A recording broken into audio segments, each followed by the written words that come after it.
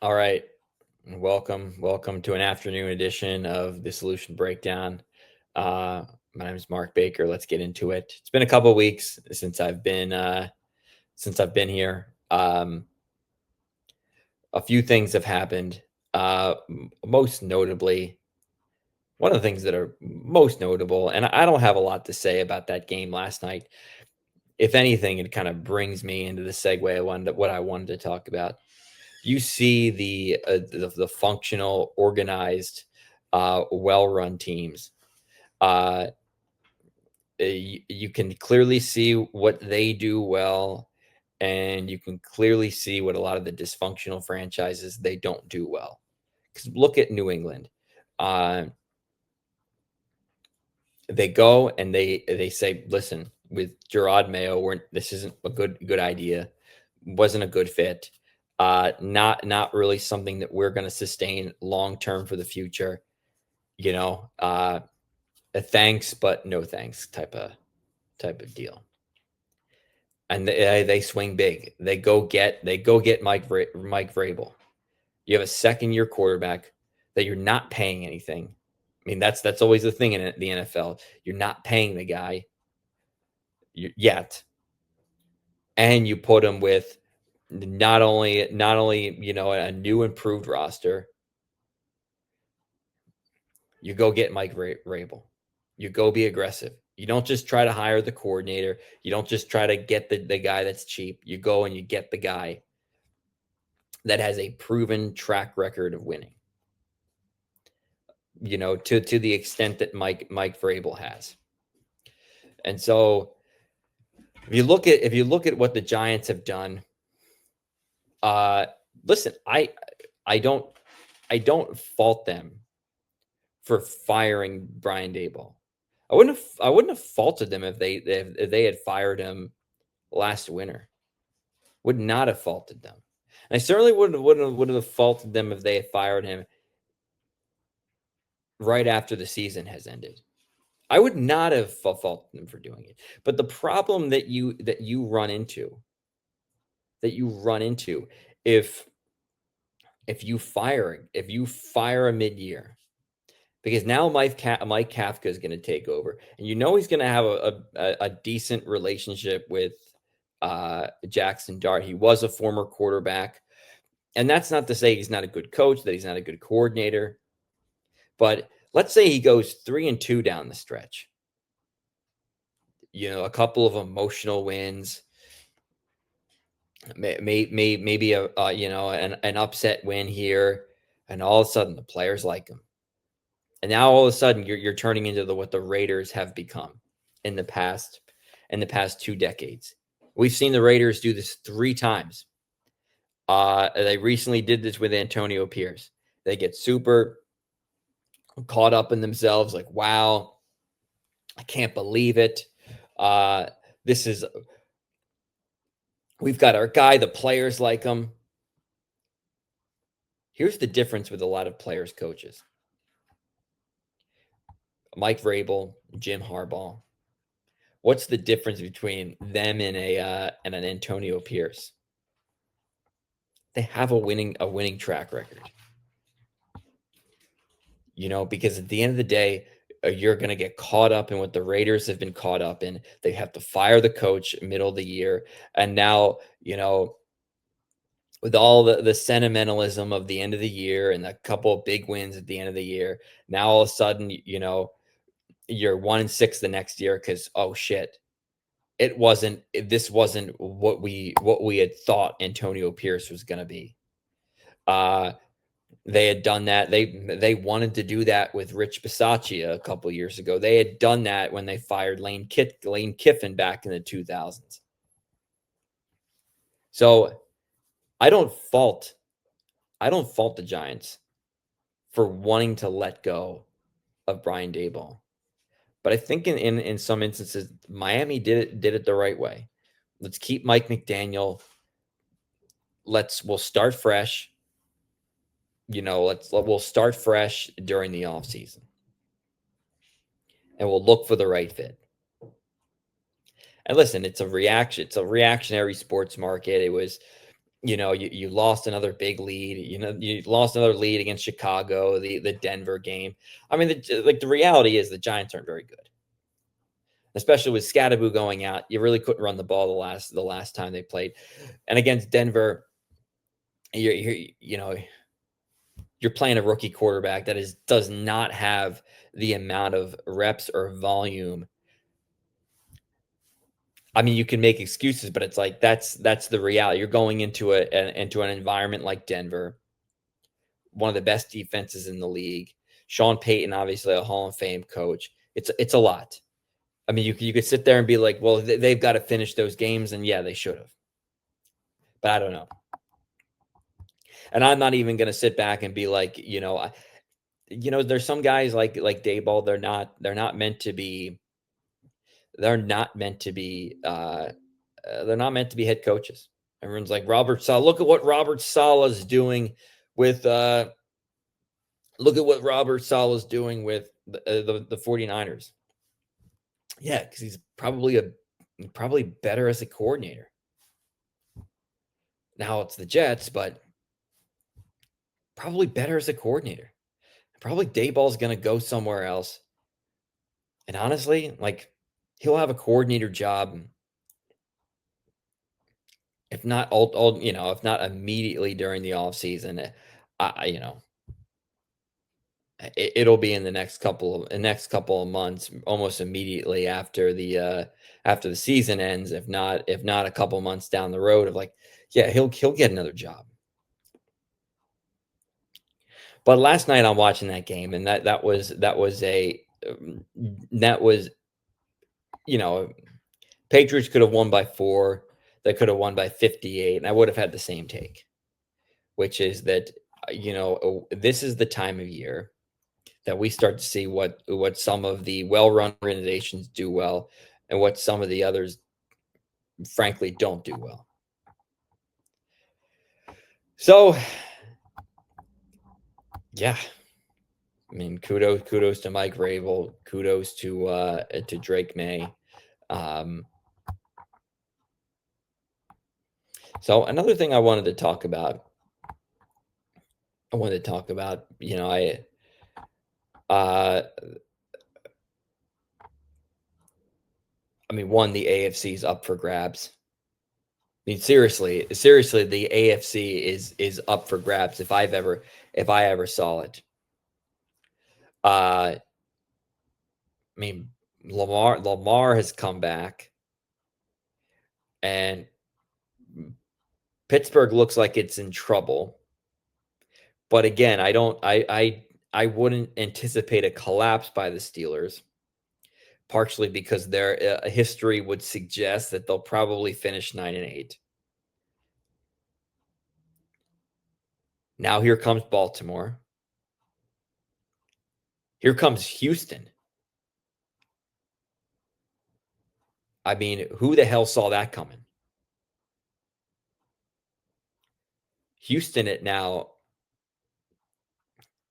what? 4-5? That's something to look out for. Jacksonville's now 5-4. Pittsburgh is now 5-4. Something to watch out for in the AFC. It's going to be an exciting playoff picture. But I watched that chillaxing by the Steelers, and it's everything. It's everything that bringing in a 40-year-old, an over 40-year-old quarterback into your building. At the end of the day, Aaron's got it going. He just got married. I mean, hell, he's won a Super Bowl. He's clearly not in his prime. Clearly has other interests. I remember hearing that a lot of these guys like Aikman, guys like Aikman, Elway. I mean, a lot of these guys like Dan Marino, they could still probably sling it. I mean, obviously they've gotten a little bit older, but they could still sling it. It's just a matter of Hey, they just didn't want to be able to like take. They didn't want to take those hits. So you get to a certain age, and it's like I'm not. I'm not. I'm not trying to stand in there, maybe take that extra second, that extra split second just to deliver that ball. One of the things that made Brady kind of an anomaly is that he didn't really get hit that often. So, he didn't really get hit that often. So at the end of the day, he didn't really have that problem. But you see a lot of guys had that problem at the end of their career. That tonight with a kind of a kind of a revitalized pass rush by the Chargers, you know, Aaron didn't look comfortable. He kind of looked his age. He looked his age back there. And so now you're sitting there, right after that loss. We were all thinking, hey, at 4-1, Lamar is out. Well, Lamar is out at the time. Oh, this is gonna go. This is gonna be rough. We're sitting there. We're sitting there like this is gonna be. This isn't gonna look good. Steelers are gonna run away with this. But here comes Baltimore. And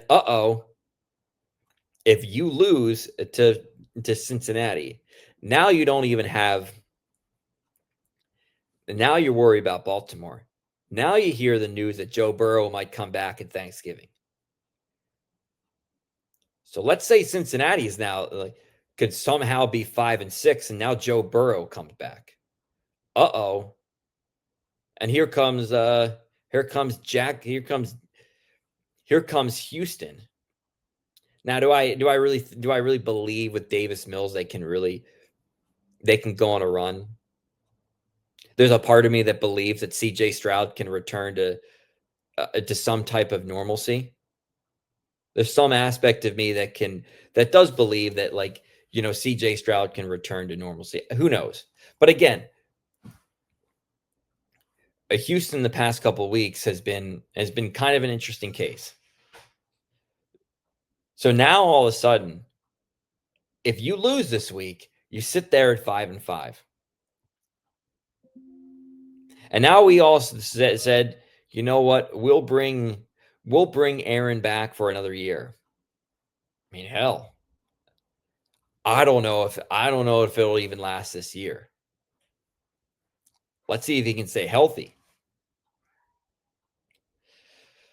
So this playoff picture is going to be kind of wild. I mean, to sit there and think that the Chargers going to Jacksonville this week could sit there and after this week it'd be 8-3 without their two starting tackles. Even their backup tackles hurt. Think about that. Think about that for a second. How damn impressive that is.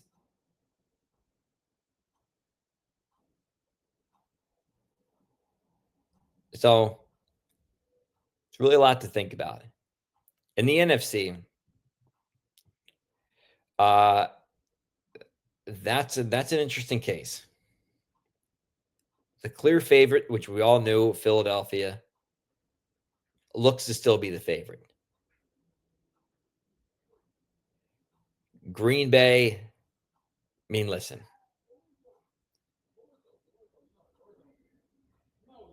This is kind of what happens. This is what happens with a team like Green Bay, right? Like, who does it really go on? A lot of the drop balls, fumbles, penalties. I mean, they've had 2 games at home. One against a Carolina team, which has proven to be a lot better than we would have. That I would have thought that they would be. And against an Eagles team, which I hear both sides of the story. I hear like the Philly side of it. Well, it's they're creating stories. It's It's not that big of a deal. But clearly something's up. Clearly something's up. But if and I'll get to that. But if you're Green Bay, those are 2 games. Yeah, you'd had to split one of them.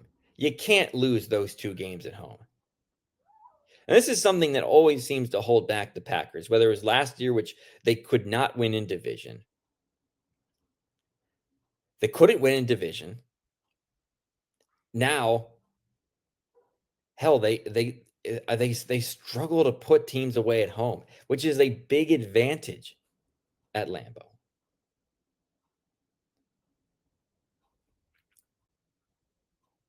They struggle to put away at Cleveland. I mean, that's a problem. This is a problem. And it falls on the head coach. This team is way too talented not to be looking at itself and be like, we're at least 6-2.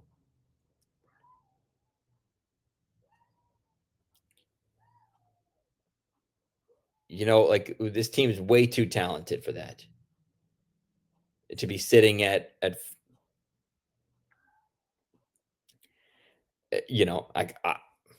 mean, who knows, right? Like now, and I mean, you got Chicago creeping up. Now, I still think Green Bay will. Now, I mean, I don't know. I probably would pick Detroit. I mean, like Green Bay was an absolute lock to win the division. I mean, there were. I mean, like, beginning of the year, it was especially when they got Micah Parsons, especially after the first 2 weeks, it was like they're a lock. Now, I mean, I would never be saying this, but it's like Detroit looks more well run than Green Bay does. I mean, when the hell have you ever said that? Chicago looks like they're in better order than Green Bay. And when the hell have you said that too?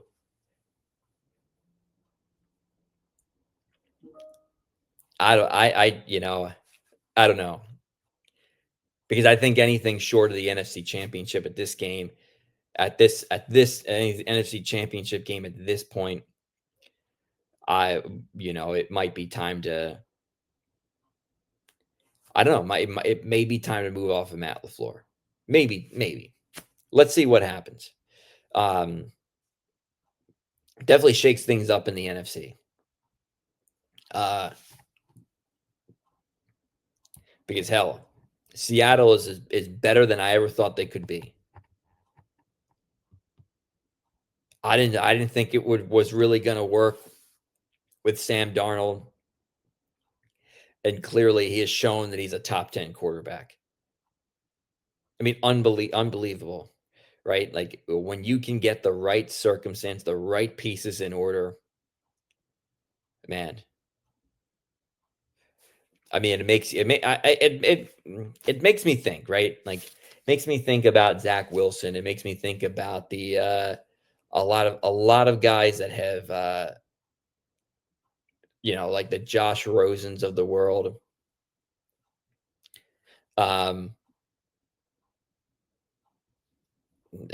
Anthony Richardson's not really a great example of it because I like you see what Shane Steichen's done with Daniel Jones, but you see the point is like some of these guys that have just got really, really shitty circumstances just were kind of thrown to the wolves. I mean, hell, look at what Caleb Williams has done with Ben Johnson.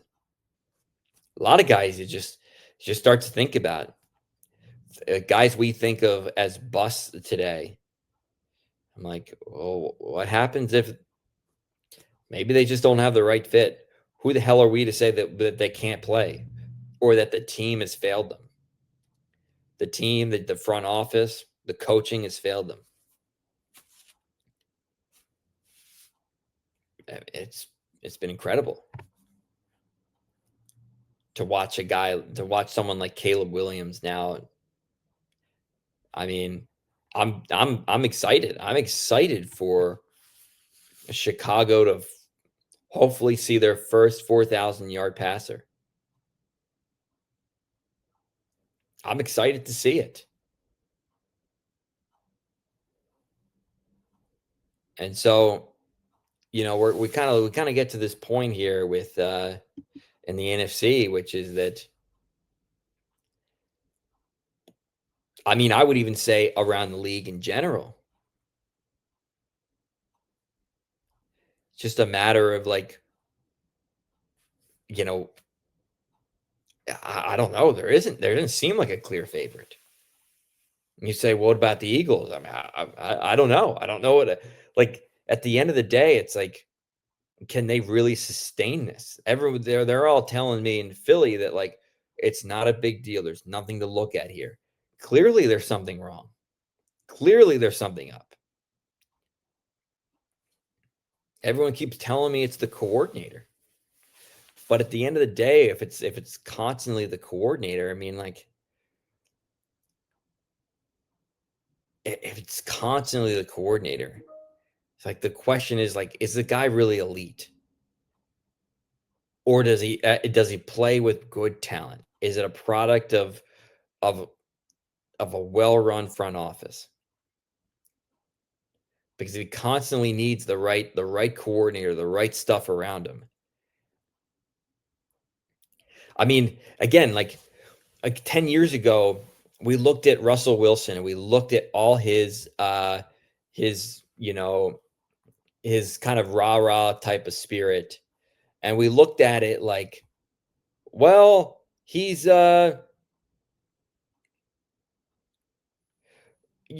enthusiastic. He's chipper. Now we look at it as like, it's kind of cringe. It's kind of cringe. Didn't end well in Seattle. They only had that one Super Bowl. Like, what happens if the Eagles don't win the Super Bowl this year? They have a subpar year. Everyone looking at Jalen Hurts as his calm, mellow demeanor, his cool, calm, what we know him to be today. What if a couple years we're like, yeah, it's kind of aloof. We don't know how good of a leader he really is. Sometimes your greatest strength becomes your greatest weakness. We can sit back and be like, well, everything's going to be okay. But it's only going to take that one loss in the playoffs to start questioning it all. I mean, it's the same thing, similar thing that Green Bay is going through. It's like, do we really have the foundation? Now they paid Jordan Love, so of course, like in this case, the village idiot is probably going to be Matt LaFleur. So I don't know. It's I don't see a clear favorite really around the NFL as well, and that's why at the end of the day, it's like, here comes Kansas City. Kansas City's the only team that I really trust.